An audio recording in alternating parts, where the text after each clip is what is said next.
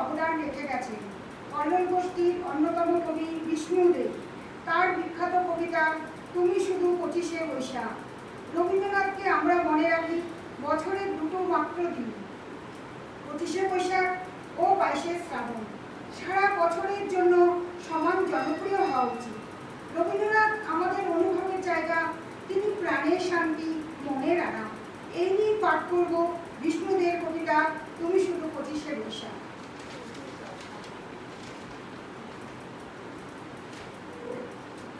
তুমি কি কেবলই স্মৃতি, শুধু এক উপলক্ষ কবি, হরেক উৎসবে হই হই, মঞ্চে মঞ্চে কেবলই কি ছবি।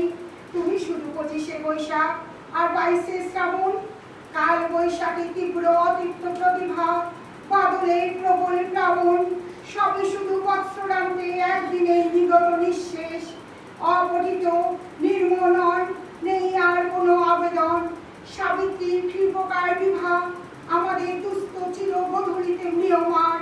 তোমারই কি ছিল এই নিরানন্দ ভঙ্গুর স্বদেশ? আলোহীন, অন্ধকারহীন, আপন সত্তার থেকে পলাতক, নিস্তব্ধ থাকার ভয়ে, একার সংসারে, জনতার অপমানে, নিত্য রুচি ক্ষয়ে ক্ষয়ে অসুন্দর।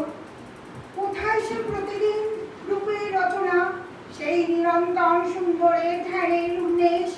আত্মীয়করণে সদা নিজেকে সে উত্তরণ, নিরলস জ্ঞানের নিয়ম, কঠিন শিক্ষার শ্রম।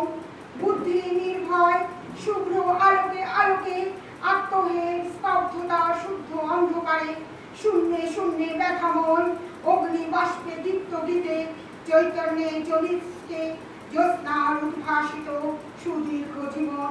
যেখানে পর্বত তুলে আশ্বিনে নিরুদ্দেশ মেঘ, সন্ধ্যার আগে ঝিলিমিলি ঝিলমের বাঁকা তলোয়ার, নদীর নুপুরে বাজে নদীর জোয়ার, শিউরায় দেউদার বন।